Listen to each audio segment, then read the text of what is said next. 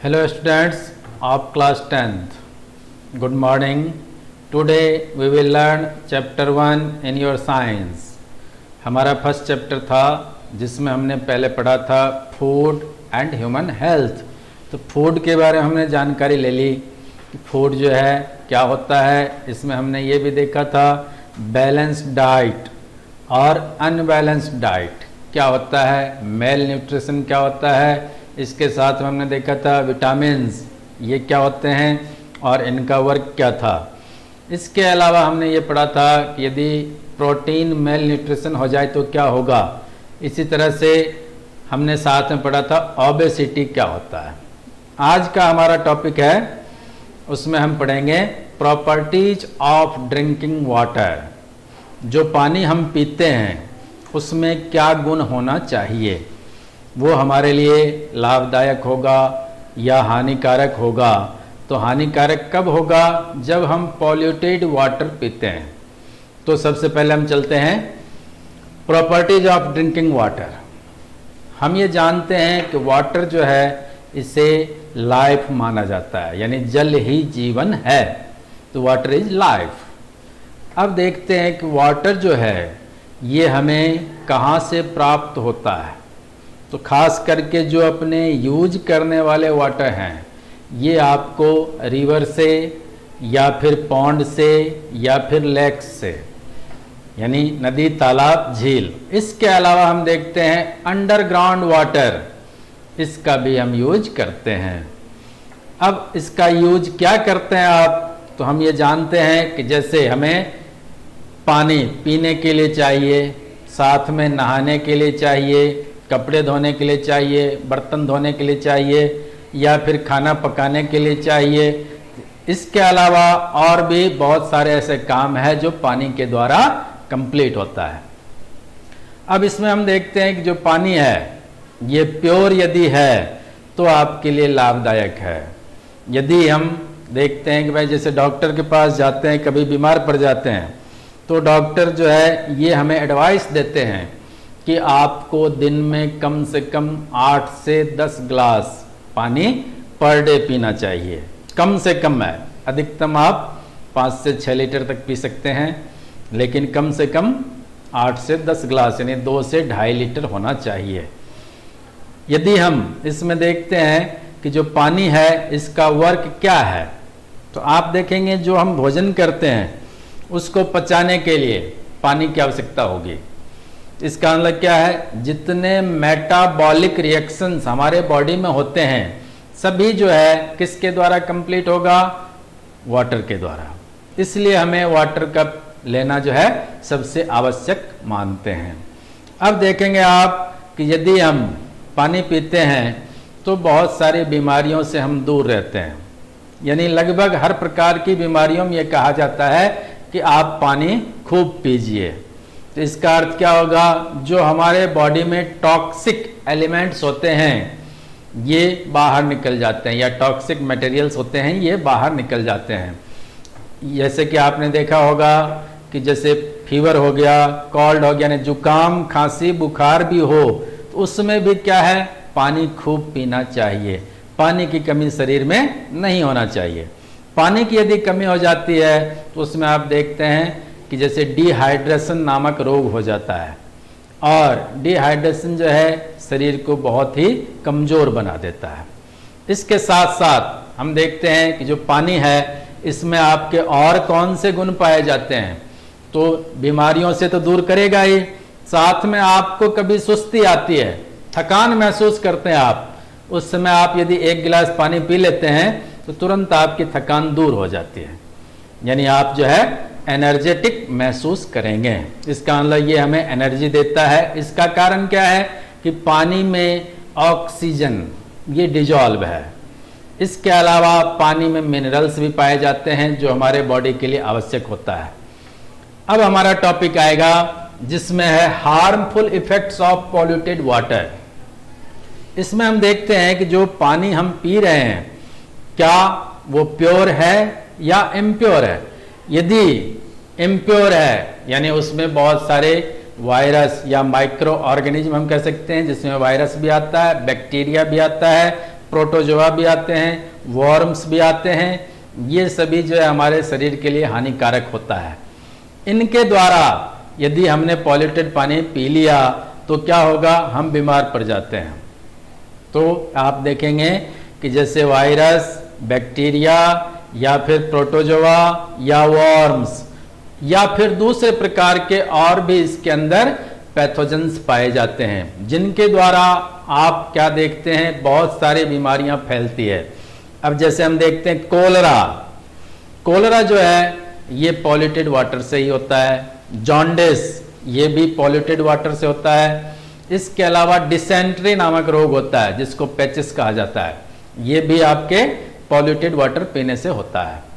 इसके साथ साथ आप देखेंगे कि जो हमने पानी पिया है यदि वो पॉल्यूटेड है तो आपको और कौन से रोग हो सकते हैं, तो आप देखेंगे हेपेटाइटिस ये भी रोग बनता है, टाइफाइड ये भी रोग बन जाता है। ये सब क्या है, पॉल्यूटेड वाटर पीने से होता है। हमारे राजस्थान में बहुत समय पहले एक रोग चलता था जिसका नाम था बाला रोग या फिर नारू रोग, और ये जो है नाडी या तालाब के जो पानी पीते थे लोग, उसमें क्या है, एक वॉर्म पाया जाता था और उस वॉर्म का जो एग्स है ये उस पॉल्यूटेड पानी के द्वारा हमारे पेट में चला जाता था, और जब ये लोग पानी पीते थे तो वो एग्स जो है अंदर जाकर के क्या होता, फूट जाता और वॉर्म्स बन जाता था। उस वॉर्म्स का नाम है ड्रैकनकोलस मेडिनेंसिस। तो देखिए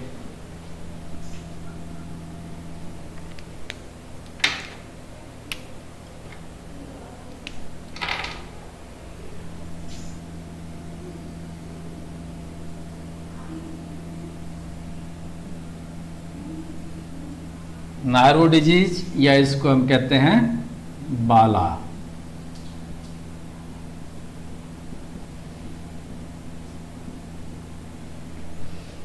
अब इसका जो वॉर्म्स है पैथोजेनिक,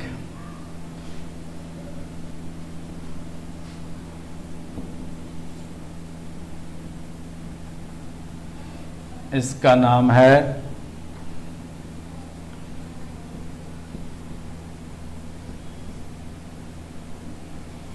ड्रैकनकोलस मेडिनेंसिस।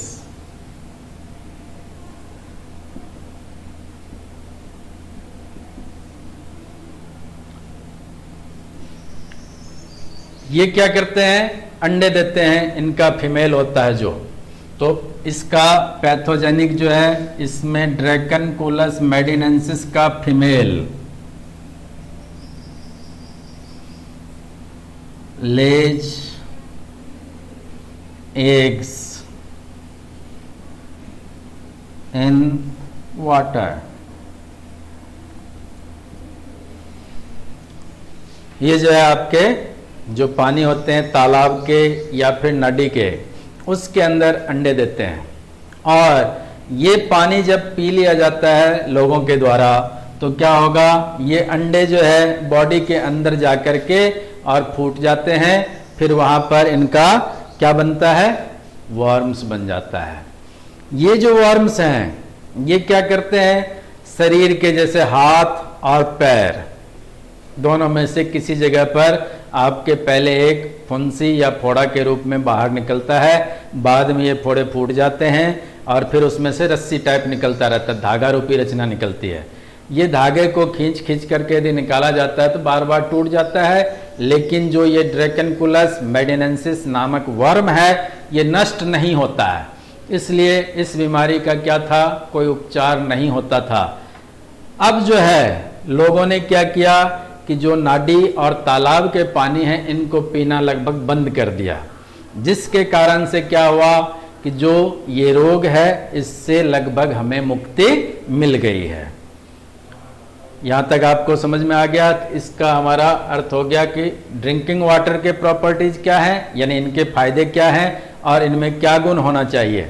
इसके साथ में harmful effects of polluted water, जो पॉल्यूटेड वाटर हम पीते हैं उनके द्वारा कौन कौन सी बीमारियां होती है, जिसमें खास बीमारी जो है ये नारू या फिर बाला रोग है, इसके आपको पैथोजेनिक जो वर्म है इसका नाम याद रखना है, ड्रैकनकुलस मेडिनेंसिस।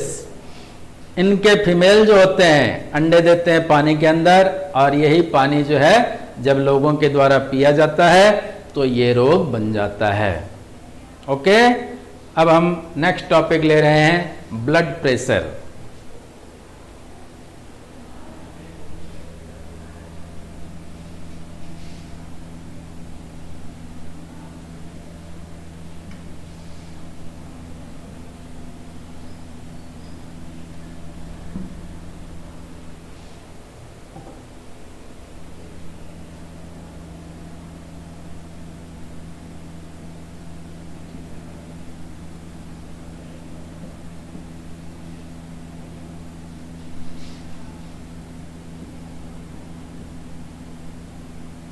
इसको शॉर्ट में बीपी कहा जाता है।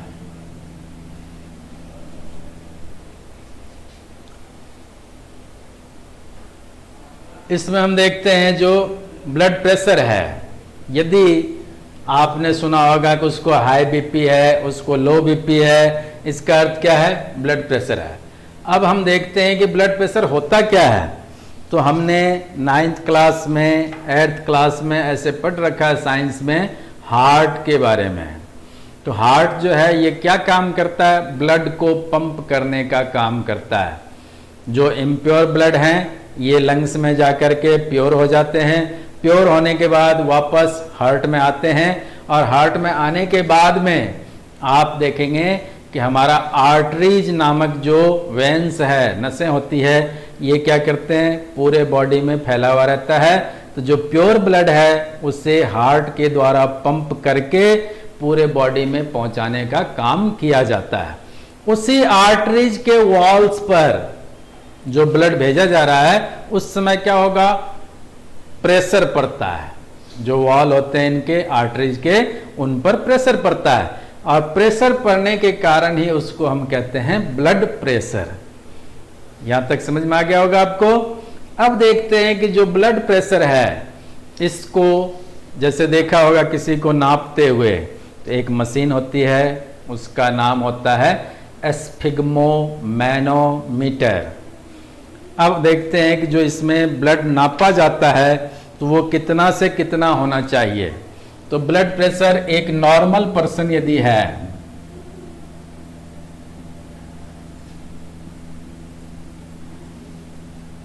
तो नॉर्मल पर्सन का बीपी जो है ये 120 और 80 ये होते हैं। ये 120 जो है ये अपर वैल्यू, और इसको सिस्टोलिक कहते हैं।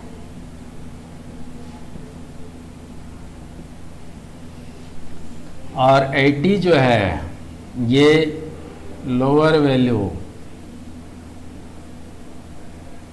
और इसको डायस्टोलिक कहा जाता है।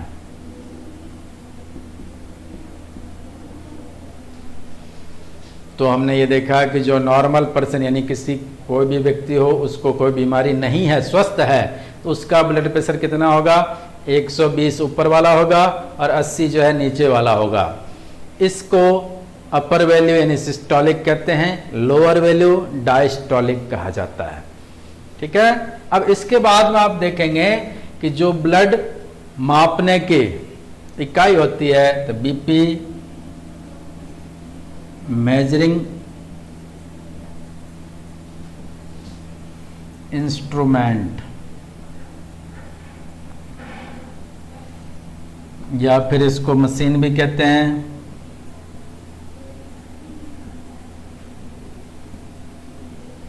इसका नाम है एस्फिग्मो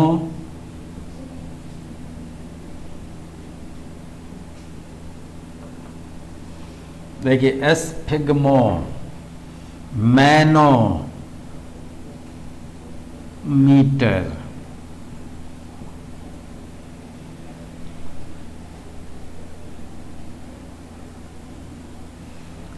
अब आप देखेंगे कि इसके अंदर जो अपना ये पार्ट है, तो उसके अंदर आपको क्या मिलेगा?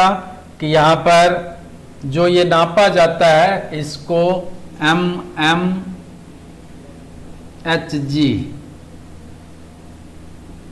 ये लिखा जाता है। तो mm जो है इसका मतलब क्या है, मिलीमीटर, और Hg यानी मरकरी। तो किसी भी नॉर्मल पर्सन का जो ब्लड प्रेशर होगा 120 ऊपर वाला 80 नीचे वाला मिलीमीटर मरकरी होता है। अब देखते हैं कि यदि कोई व्यक्ति है नॉर्मल ही है तो उसका, यदि मान लो इसको हम कंपेयर करते हैं कि ऊपर वाला जो बीपी है ये कहाँ से कहाँ तक जा सकता है, तो 90 से 120 तक मानते हैं, जबकि ये नीचे वाला जो है ये 60 से 80 तक यदि है तब तक ठीक है। यदि उससे नीचे चला जाता है तो इसका मतलब बीपी बहुत लो हो गया, उसको कई सारी बीमारियां हो जाती है। तो अब देखते हैं लो बीपी। जब बीपी बहुत लो हो जाता है इसका मतलब क्या है, जो ब्लड हमारे हार्ट के अंदर पंप किया जा रहा है उसका प्रोसेस स्लो हो गया, और स्लो होने के कारण क्या होगा, जो हमारा हार्ट है या फिर किडनी है या फिर ब्रेन है या दूसरे भी ऑर्गन्स हैं, इनका जो फंक्शन है ये प्रॉपर नहीं चलता है, फंक्शन रुकने लगता है, धीमे पड़ जाता है। इसके कारण से भी बहुत सारी बीमारियां उत्पन्न हो जाती है। अब देखते हैं हाई बीपी।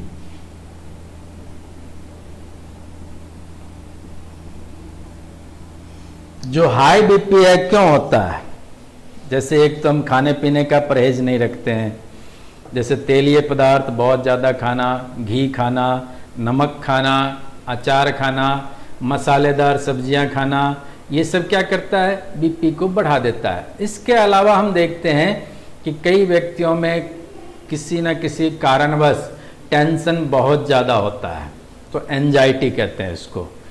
गुस्सा भी बहुत आता है तो एंगर कहलाएगा। उनमें जो है कभी मन कहता है ये काम कर लो, कभी मन कहता है वो काम कर लो, इसका मतलब कन्फ्यूजन भी बहुत ज़्यादा है।